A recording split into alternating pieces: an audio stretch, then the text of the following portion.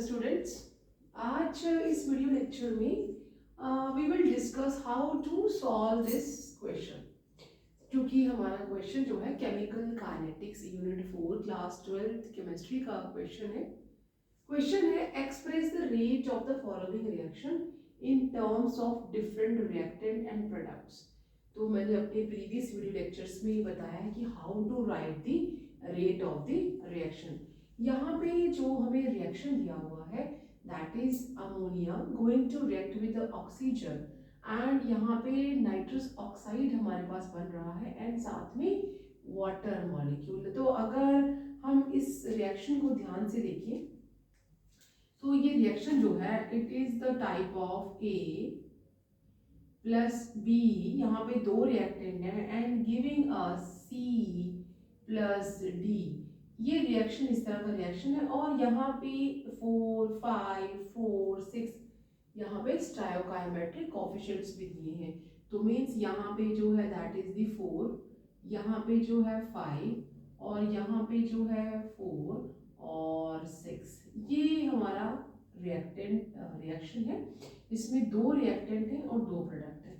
तो मैंने ऑलरेडी आपके साथ डिस्कस किया how to write the rate of a reaction. तो हम रेट कैसे लिखेंगे, रेट ऑफ रिएक्शन कैसे लिखते हैं हम। यहाँ पे वी आर राइटिंग स्टायोकाइमेट्रिक जो कोफिशिएंट है उसे हम लोग रेसिप्रोकल करके लिखते हैं। तो अगर हम इसका रेसिप्रोकल लेंगे 1/4 हो जाएगा एंड यहाँ पे साथ में हम लिखेंगे D and molar concentration of reactant. Reactant क्या है हमारा यहाँ पे अमोनिया, ठीक है, और dt with respect to time. और क्योंकि ये रिएक्टेंट है समय के साथ साथ में कंसेंट्रेशन कम हो जाएगी तो we will put a negative sign in front of it, right. Now with respect to oxygen तो इट इज इक्वल टू 1/5। हम स्टायोकाइमेट्रिक कोफिशिएंट का रेसिप्रोकल ले लेंगे and then D and molar concentration of the second reactant with respect to time. क्योंकि ये भी reactant है इसकी कंसेंट्रेशन भी समय के साथ साथ में कम हो जाएगी तो we are putting the negative sign here, right. And then we are having the product. तो यहाँ पे जो स्टायोकाइमेट्रिक कोफिशिएंट है वो है 1/4 और molar concentration of the NO and dt with respect to time. जो प्रोडक्ट है वो बनता ही जाता है तो यहाँ पे हम लोग प्लस का साइन लगा देंगे, समय के साथ साथ में प्रोडक्ट की कंसेंट्रेशन जो है वो बढ़ जाएगी। Then we are writing 1/6, this is the molar concentration of water with respect to time. ये भी बनेगा तो हमने प्रोडक्ट के साथ में प्लस का साइन लगा दिया है और रिएक्टेंट के साथ में हमने नेगेटिव साइन लगा दिया। तो यहाँ पे जो पहला हमारा क्वेश्चन जो था that is express the rate of the following reaction in terms of different reactant and product. तो रिएक्टेंट की जो हमारा रिएक्शन है रिएक्टेंट के हिसाब से तो इस तरह से हो गया, प्रोडक्ट के हिसाब से इस तरह से हो गया। Now if the rate of the formation of NO, यहाँ पे अगर ये फॉर्मेशन है वो ये है, calculate rate of disappearance and rate of formation. तो यहाँ पे मैं आपको एक बात बताना चाहूंगी कि जो रेट है वो किस तरह से लिखा जाता है। जो रेट होता है, अगर रेट कैसे लिखा जाता है, स्टायोकाइमेट्रिक कोफिशिएंट अगर यहाँ पे सिंपल A होता और यहाँ पे B होता, यहाँ पे C, मतलब जो general reaction, we are not writing this reaction, हम जनरल की बात कर रहे हैं। तो ये स्टायोकाइमेट्रिक कोफिशिएंट है, ये सिर्फ हम किसके साथ लिखते हैं while we are writing the rate. जब हम रेट लिखते हैं और नेगेटिव साइन रेट के साथ में हम ये स्टायोकाइमेट्रिक का कोफिशिएंट रेसिप्रोकल लिखते हैं, ठीक है। बट अगर हमने डिसअपियरेंस या अपीयरेंस लिखना है, अगर हम लोग मान लो लिख रहे हैं डिसअपियरेंस ऑफ रिएक्टेंट, तब हम स्टायोकाइमेट्रिक कोफिशिएंट का रेसिप्रोकल साथ में नहीं लिखते। How we are writing, simply minus molar concentration of the reactant divided by dt। तो ये हमारा क्या है, डिसअपियरेंस ऑफ अ रिएक्टेंट, हम कह सकते हैं डिसअपियरेंस ऑफ रिएक्टेंट ए, तो उसका तो हम इस तरह से डिसअपियरेंस का हम रेट इस तरह लिखेंगे, डिसअपियरेंस ऑफ रिएक्टेंट ए इस तरह से आ जाएगा, रेट जो है वो इस तरह से आ जाएगा। तो अगर हम ध्यान से देखें, अगर आप ध्यान से देखो तो ये जो चीज है, ये जो मैंने लिखा है दिस इज द डिसअपियरेंस। अगर मैं इसे इक्वेशन 1 बना लेती हूँ और ये हमारा इक्वेशन 2 है, जनरल हम बात कर रहे हैं, डिसअपियरेंस लिखते वक्त हम स्टोइकोमेट्रिक कोएफिशिएंट का रेसिप्रोकल नहीं लिखते हैं। Rate of a reaction equal to 1/a dA dt, और ये वाली जो टर्म है वो तो डिसअपियरेंस है, तो यहाँ पे हम कैसे लिख लेंगे, which implies rate equal to 1/a minus, यहाँ पे क्या आ जाएगा, this appearance of a or of reactant a, तो 1/a इसकी जगह पे मैंने ये लिख दी, ठीक है, रेट यहाँ पे आ गया, 1/a ऐसे रहा, और ये जो है मैंने, क्योंकि ये चीज इसके बराबर है तो यहाँ पे लिख दिया गया, तो हम क्या कह देंगे रेट को, इसका मतलब क्या है, जो स्टोइकोमेट्रिक कोएफिशिएंट है वो जिसके नीचे कुछ भी नहीं है उसके नीचे 1 है, अगर हम इसे क्रॉस मल्टीप्लिकेशन करें तो what we are getting, a into rate of a reaction equal to minus this appearance of a reactant. तो अगर आप स्पेसिफिकली ए की बात करें तो आप हमें इस तरह भी लिख सकते हैं। तो जनरली जब हम रेट ऑफ रिएक्शन लिखते हैं तो हम लोग स्टोइकोमेट्रिक कोएफिशिएंट का रेसिप्रोकल लेते हैं, लेकिन जब हम डिसअपियरेंस ऑफ रिएक्टेंट लिखते हैं तो हम स्टोइकोमेट्रिक कोएफिशिएंट को साथ में नहीं लिखते, तो रेट जो है उसका स्टोइकोमेट्रिक कोएफिशिएंट का reciprocal means multiply with the disappearance of reactant. तो रेसिप्रोकल जो भी हमने लिया था, that stoichiometric coefficient multiplied with the rate of reaction gives us negative of disappearance of reactant, इस तरह से हो जाएगा। अभी जो पहला हमारा यहाँ पे स्टेटमेंट थी कि express the rate of the following reaction in terms of different reactant and products, तो मैंने rate of reaction with respect to reactant and with respect to product लिख दिया है।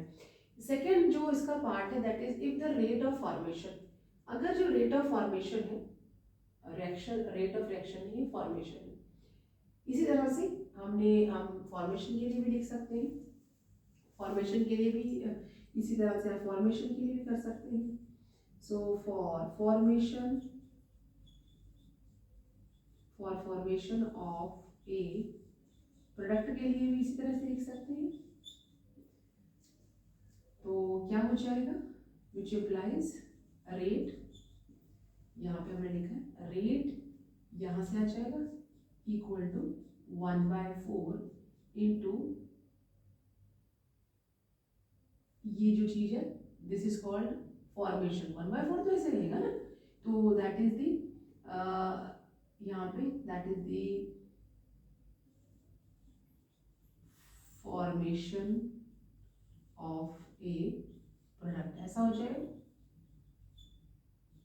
क्योंकि अगर हम, मैंने भी कहा कि जब हम रेट लिखते हैं तब तो हम रेसिप्रोकल लेते हैं स्टोइकोमेट्रिक कोएफिशिएंट का, लेकिन जब हम rate of formation of product लिखेंगे तो यहाँ पे हम लोग कैसे लिखेंगे, फॉर्मेशन ऑफ ए प्रोडक्ट, उसमें हम स्टोइकोमेट्रिक कोएफिशिएंट का इस्तेमाल नहीं करते, तो प्लस का साइन आ जाएगा and D and O by D T. इसी चीज को मैं यहाँ से 1/4 लिखा है, और अगर मैं ये वाला चीज देखूं, रेट फॉर्मेशन में इसके बराबर है, 1/4 ऐसे रहा, और ये तो rate of formation of a product ऐसे लिख ली, तो इसका मतलब है हम अगर इसे भी क्रॉस मल्टीप्लाई करेंगे तो what we are getting 4 into rate of a reaction equal to formation of a product, इस तरह से हो जाएगा। तो हमें क्वेश्चन में बोला गया है कि कैलकुलेट रेट ऑफ डिसअपियरेंस।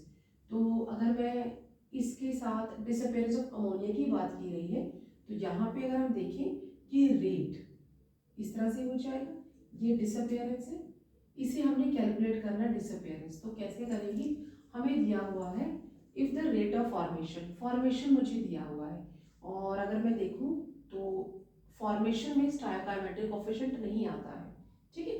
तो अगर हमें दिया है if the rate of formation of NO का फॉर्मेशन मुझे दिया है, और इसे हम किस तरह से लिख सकते हैं, विच इम्प्लाइज, जो मुझे इक्वेशन में दिया हुआ है, मुझे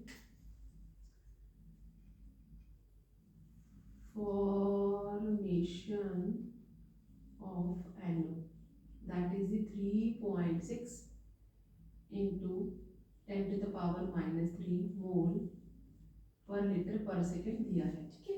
तो मैं रेट ऑफ फॉर्मेशन में स्टोइकोमेट्रिक कोएफिशिएंट का इस्तेमाल नहीं करेंगे, तो यहाँ पे रेट क्या हो जाएगा, रेट ऑफ ए रिएक्शन या कि मल्टीप्लाई विद 4, और फॉर्मेशन ऑफ एनओ का यहाँ में दिया हुआ है equal to 3.6 into 10 to the power minus 3, इसके बराबर हो जाएगा। फॉर्मेशन मुझे दिया है रेट ऑफ रिएक्शन, जिसे मैंने भी लिखा उसको 4 से मल्टीप्लाई करती हूँ तो फॉर्मेशन ऑफ प्रोडक्ट वो मुझे दिया, इस तरह से आ जाएगा। अभी हमने थोड़ी देर पहले देखा कि अगर रेट ऑफ रिएक्शन को मैंने ए से मल्टीप्लाई किया था तो डिसअपियरेंस ऑफ रिएक्टेंट ए था, वही मुझे बोला calculate the rate of disappearance. तो रेट ऑफ डिसअपियरेंस कैसे हो जाएगा, तो हम यहाँ पे क्या करेंगे, rate of disappearance of ammonia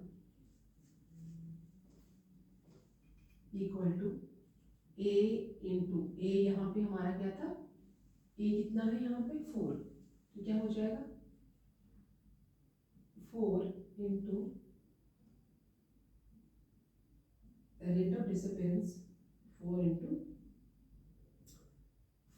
into rate of reaction, इसके आगे माइनस का साइन आ जाएगा क्योंकि ये रिएक्टेंट है। अब हम एक बात ध्यान से देखें, रेट ऑफ रिएक्शन जो है उसको 4 से मल्टीप्लाई करते तो ये है, और वो किसको क्या है, फॉर्मेशन है। तो हम इन दोनों इक्वेशन को अगर हम इस तरह आपस में रिलेट करें, रेट ऑफ डिसअपियरेंस मुझे फाइंड आउट करना है, ठीक है। तो रेट ऑफ डिसअपियरेंस कैसे फाइंड आउट करेंगे, दैट वो क्या आ जाएगा, यहाँ पे it will be 4 divide by 4 into 3.6 into 10 to the power 3, तो ये दोनों कट जाएंगे एंड मोल पर लीटर पर सेकेंड। तो रेट ऑफ डिसअपियरेंस जो है वो ये हो जाएगा, ठीक है। और साथ में क्या आ जाएगा, नेगेटिव साइन है तो साइन नेगेटिव का हो जाएगा। दूसरा जो थर्ड पार्ट यहाँ पे बोला गया है, find the rate of formation of water. अब फॉर्मेशन ऑफ वाटर को फाइंड आउट करना है, उसके लिए क्या करेंगे, आप जल्दी से पहले से नोट करें। इसके लिए हम क्या करेंगे,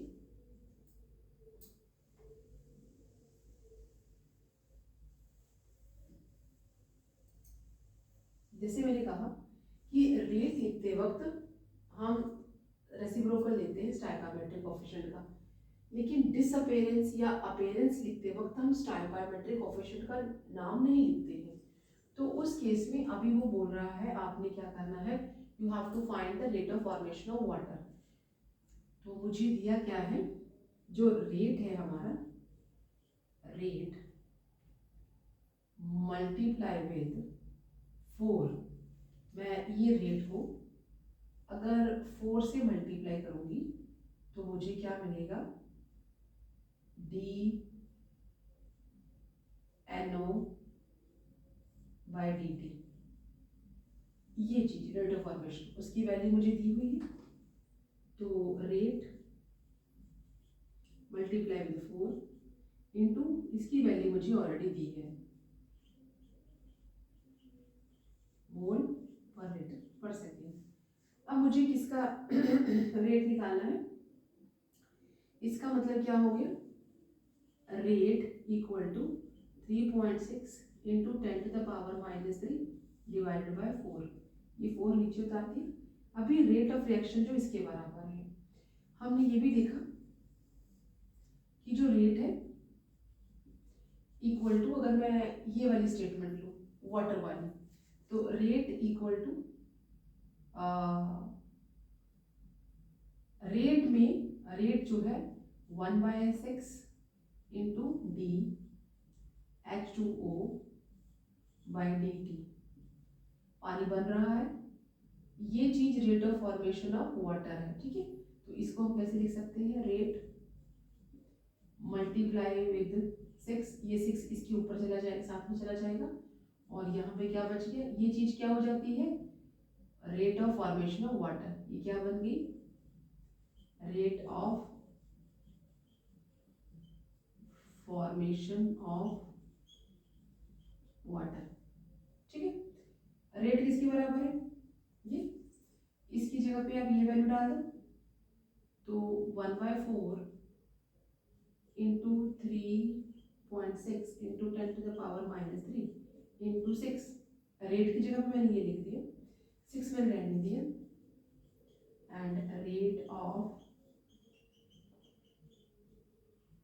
फॉर्मेशन ऑफ वाटर, तो 2 पे एंड 2 3 पे, that is 3 multiply with 3.6 into 10⁻³ divided bye 2, this is called the rate of formation of water.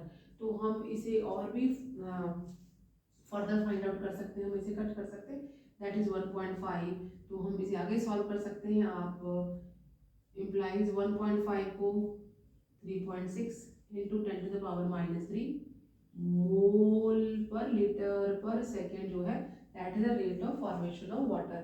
तो हम इसे किस तरह से सॉल्व कर सकते हैं, that is 3.6 and 1.5 and 30 and 18 plus 6 and 3, and what we are having, that is 0, 14 and 5, and we will have 5.4 into 10⁻³ mole per liter per second. This is the rate of formation of water. So I hope you got the idea, like when we are writing the rate of reaction, we are taking the reciprocal of stoichiometric coefficient while expressing the rate of a reaction. But while we are writing the rate of disappearance or rate of appearance, then we won't write the stoichiometric coefficient along with it. So rate of reaction क्या हो जाएगा, यहाँ पे हमारा जो outcome आ गया है, what outcome we are getting, यहाँ पे हमारे पास एक आउटकम आया है, what we are having, जो rate multiply with stoichiometric coefficient will give you equal to either rate of formation of product or rate of disappearance of reactant। तो ये याद रखना है, जिसका भी स्टोइकोमेट्रिक कोएफिशिएंट होगा वो रेट के साथ मल्टीप्लाई हो जाएगा, and we will get the rate of the formation or rate of disappearance. But while we expressing rate of disappearance or rate of formation, we are not writing the stoichiometric coefficient along with it, but while we are writing rate of a reaction, we are mentioning the reciprocal of stoichiometric coefficient along with it. So I hope you get the ideas. We'll see next video. Till then, you take care. Bye bye.